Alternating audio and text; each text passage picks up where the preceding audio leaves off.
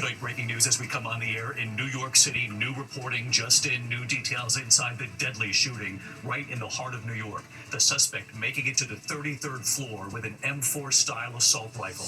Tonight, the mayor now saying the gunman may have been targeting NFL headquarters. He killed 4 people as he made his way into the building and up to that floor. The horror unfolding inside the Park Avenue office building, home of the NFL headquarters and a well-known investment firm.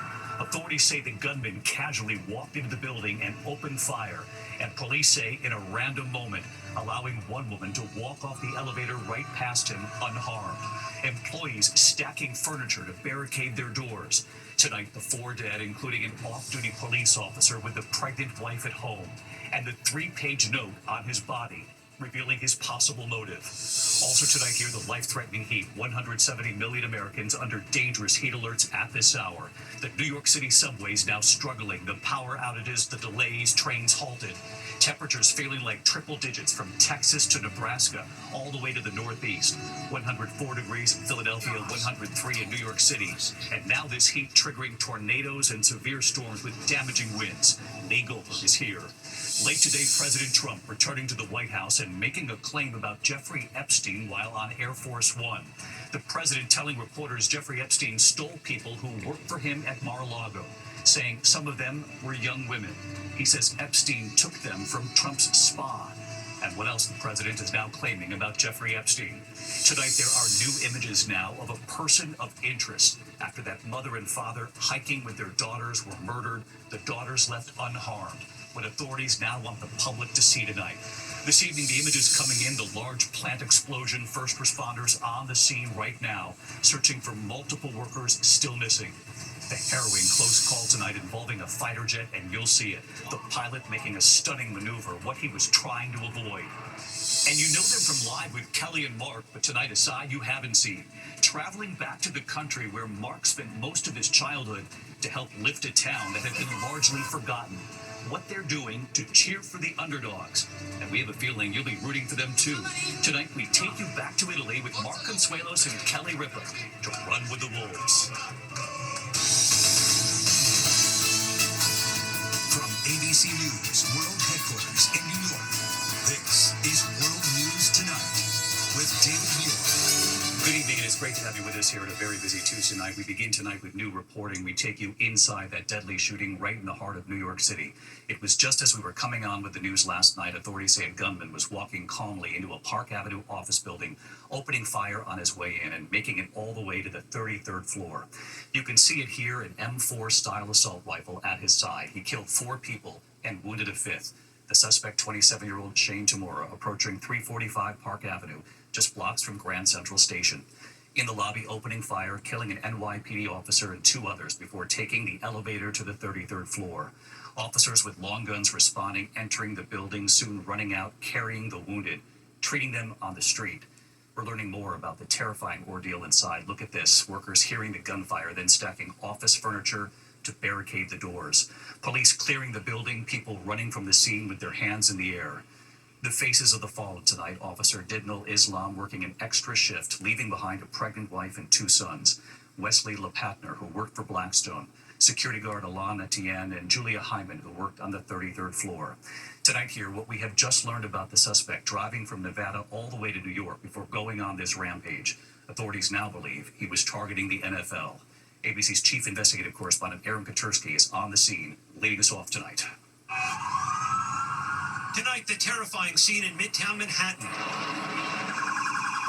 After a deadly shooting rampage that authorities now believe targeted the headquarters of the National Football League because the shooter thought he suffered a traumatic brain injury. We're getting multiple calls from 345 Park Avenue. Sources tell ABC News the shooter left a 3-page note blaming the NFL for his traumatic brain injury. He did play football, but never made it to that level. On this page, obtained by ABC News, he wrote, "Study my brain, please. I'm sorry." This chilling image shows the shooter wearing sunglasses, casually walking toward his target with an M4-style rifle. They're going to 345. That's where he is. Police say 27-year-old Shane Tamura double-parked his BMW and entered the lobby about 6:30 last night, immediately opening fire.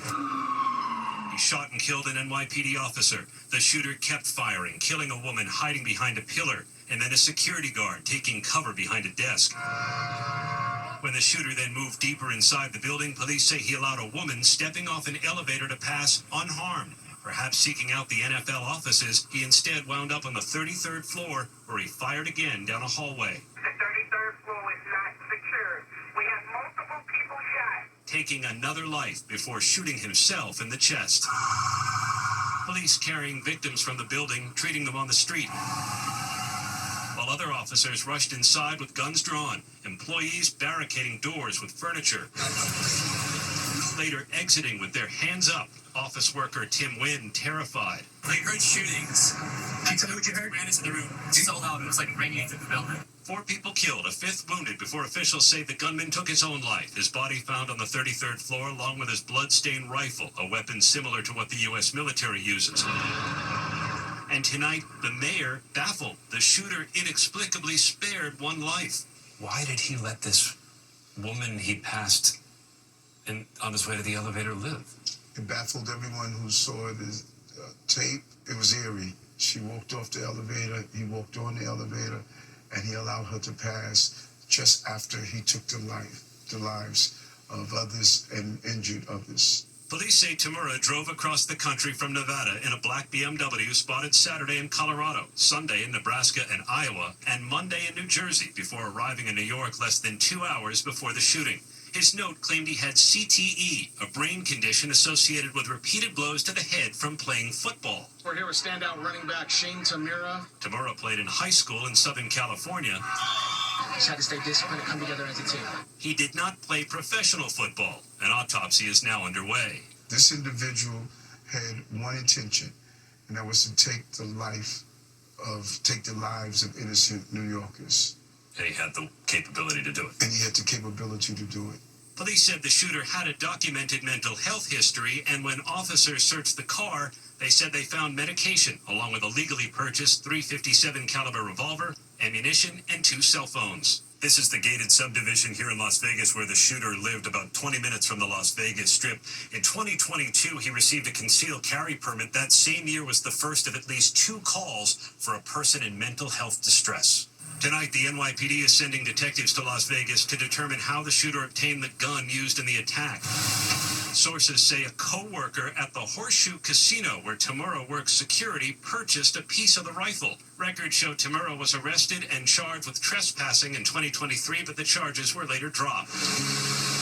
Tonight, we're learning more about his victims. The NYPD mourning officer Didnul Islam on the force 3.5 years, who leaves behind a pregnant wife and 2 sons. He was doing the job that we asked him to do. He died as he lived, a hero.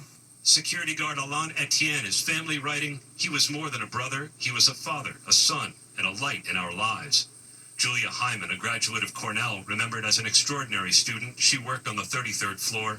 Wesley LePatner, an executive at the investment firm Blackstone, also headquartered at 345 Park Avenue, was a mother of 2. She's remembered as brilliant, passionate, warm, generous, and deeply respected. It was 24 hours ago, right here, David, the shooter, armed with his high-powered rifle, entered this building and opened fire, killing 4 people, while horrified workers began stacking sofas and office furniture to block the doors. When we spoke to the mayor tonight, David, he called this an intentional, sick, twisted act of violence. David? It's a harrowing image of what they did to try to protect themselves. Aaron, thank you. We turn tonight to severe storms and this life-threatening heat. 170 million Americans on alert. Tomorrow, it'll feel like 104 degrees in Philadelphia, 103 in New York City. And tonight, some of New York City's subways overcome by the 100-degree heat index, a power outage shutting down multiple lines. Meteorologist Lee Goldberg with the forecast and ABC's Mola Lenghi right here in New York. Tonight, unrelenting heat straining the power grid, taking a toll on the nation's largest transit system.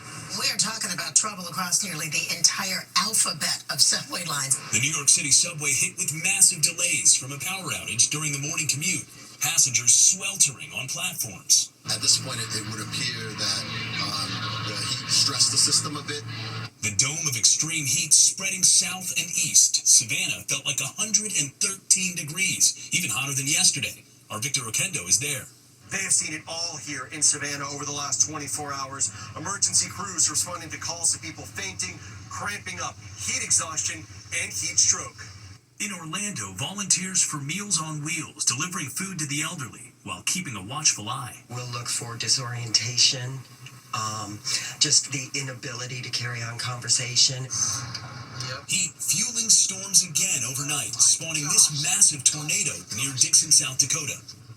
Well, David, today it felt like 100 degrees here in New York City. Heat alerts are in effect for Philly, New York, and Boston again tomorrow, and heat index values could hit 104, David. Mola Lengi with us here tonight. Mola, thank you. Another rough day ahead tomorrow. Chief Meteorologist Lee Goldberg from our New York station, WABC, back with us tonight. Hey, Lee.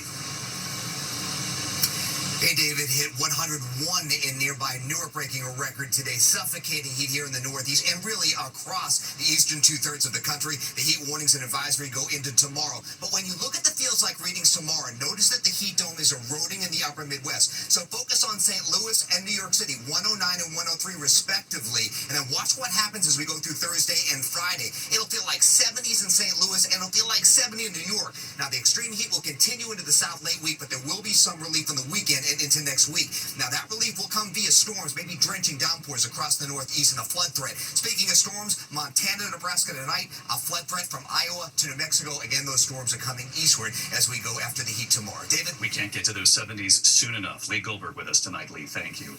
President Trump, while returning to the White House on Air Force One late today, making a claim about Jeffrey Epstein. The president now telling reporters that Jeffrey Epstein stole people who worked for him at Mar-a-Lago, saying some of them were young women and that some were from Trump's spa.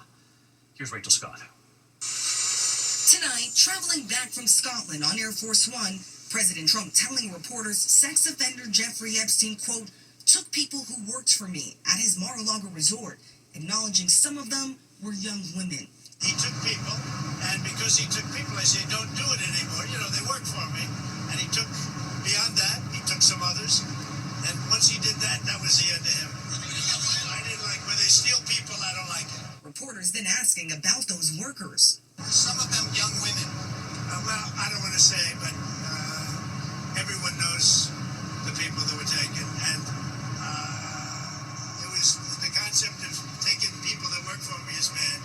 But that story's been pretty well out there. And the answer is yes, they were. Yes, they were. Yeah, in the spa. In the spa. Yeah, people that work in the spa. I have a great spa, one of the best spas in the world at Mar-a-Lago. And people were taken out of the spa, hired by him. In other words, gone. And other people would come and complain, this guy is taking people from the spa. I didn't know that. And then when I heard about it, I told him, I said, listen, we don't want you taking our people, whether it was spa or not spa. I don't want him taking people. And he was fine. And then not too long after that, he did it again. And I said, out of here. Trump then asked if one of those young women was Virginia Giuffre, who claimed Epstein's companion, Ghislaine Maxwell, recruited her at Trump's spa when she was just 16, taking her away from Mar-a-Lago and sex trafficking her to Epstein, and later allegedly to Britain's Prince Andrew. Maxwell denies that happened. Giuffre later sued Prince Andrew for sexual assault. He consistently denied her claims, but later settled the case without admitting wrongdoing. She died by suicide earlier this year. Did one of those stolen, persons that include Virginia Giuffre? I don't know. I think she worked at the spa. I think so. I think that was one of the people. Yeah. He stole her. And by the way, she had no complaints about us, as you know. None whatsoever. Last week, Maxwell spent 9 hours meeting with Deputy Attorney General Todd Blanche, who is President Trump's personal attorney. She is currently serving 20 years in prison. The president has not ruled out pardoning her, saying, I'm allowed to do it.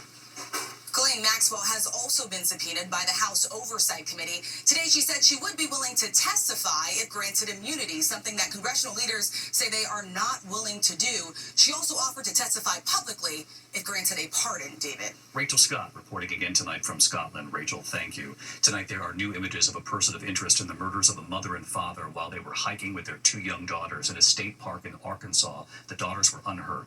Authorities releasing a photo of a man seen from... There's been an explosion at a plant in in Fremont, Nebraska. Video from KETV showing the blast through the roof at Horizon Biofuels. Authorities say at least 3 people were inside the facility at the time. Firefighters unable to enter the plant until it's ruled safe to do so. When we come back here tonight, the alarming close call involving a fighter jet tonight, what he was trying to avoid and what he did. Spectators horrified, the crowd watching. To the index, a close call involving a Spanish Air Force fighter jet, the pilot performing a sudden maneuver to avoid a potentially devastating bird strike during an air show in northern Spain. The EF-18 Hornet twisting and turning as the crowd watched. Air Force officials praising that pilot for averting a disaster. When we come back here tonight, Mark Consuelos and Kelly Ripa taking us to Italy. Their effort to lift an entire town and a team. And you'll be cheering too. Finally tonight here, Running with the Wolves, Mark Consuelos and Kelly Ripa returning to the country where Mark spent much of his childhood, Italy, investing in a team and a town long forgotten. They're hoping you'll cheer on that team too. Ciao. Ciao. On the set with Kelly and Mark. But this is no ordinary visit. You've really done it. You've really done it. You've gone and bought a team. Right. Let me see. Americans have known Kelly Ripa and Mark Consuelos since their days on All My Children, their acting careers, Kelly becoming a fixture in the mornings, and then Mark joining her. All right, we're here. But their newest challenge, It's beautiful. to lift the hopes of an entire town back in the country where Mark grew up. You grew up in Italy for part of your childhood. The first 6-7 years in Italy with your parents and speaking Italian. My mom really, I attributed her my love for this game. And I remember her crying when the Italians won the World Cup in 1982. So for me to be able to share these games with her, and she gives me post-match critiques and discussions, we're very close, but it brought us also very much closer. She's actually very good. She should be in team management. We bought a piece of this soccer team in Italy. Initially, this all seemed like a good idea. Be careful what you wish for. That should have gone in, man. The two of you root for the underdogs. Anyone who's on this show, you take care of them, you root for them, you root for the audience. And I see real parallels with what you're doing in this small town in Italy. We've always viewed ourselves as underdogs as well, you know, on the other side of the rope a little bit. We love that about us. And It's how we all found each other, I mean, really. This town in this little-known region of Italy, often forgotten, was in danger of losing their football club that they've had over 100 years. In Italy, football is everything. Everything. The team is Campobasso, formed in 1919. The last time they soared was back in the 80s, then largely forgotten. The townspeople there cannot believe Mark and Kelly are now there because they believe in them. I just want to be a lucky charm. I don't want to be an unlucky charm. Un grande onore stare qui con voi. The dream, in the eyes of the children. When you watch those moments of Mark walking through that town, when they saw this is the guy who believes in us again, and the Nonas from the balconies waving down to you. It's so amazing. It must have been incredible. It's incredible for them. They've given players who were once stars a second chance. And it's not just the players they believe in. Even the guy who takes care of the pitch. He's very particular. There's a moment where you're flat out on the pitch. This is like my dream. You must feel sort of the weight of the connection now, this town 4,000 miles away. The weight is an honor. It really, really is. Oh, thank you so much. Say hi to Kelly for me. People have been fans for 40, 50 years, come up to you and say thank you. And then conversely, see the little kids who are just now like wearing the jerseys and having something to root for. It's not work. It's an honor. And we really want to win for them. Yeah. Obviously we want to win, but we really want to win for the town. Well, anyone who knows the two of you, they're going to win. Well, they're going to keep winning. How are you on the pitch? We're recruiting. I can take care of the pitch, baby. Running with the Wolves premieres tonight and Thursday night, 7 p.m. Eastern on ESPN. You can then stream it on ESPN+. Go Wolves. Good night.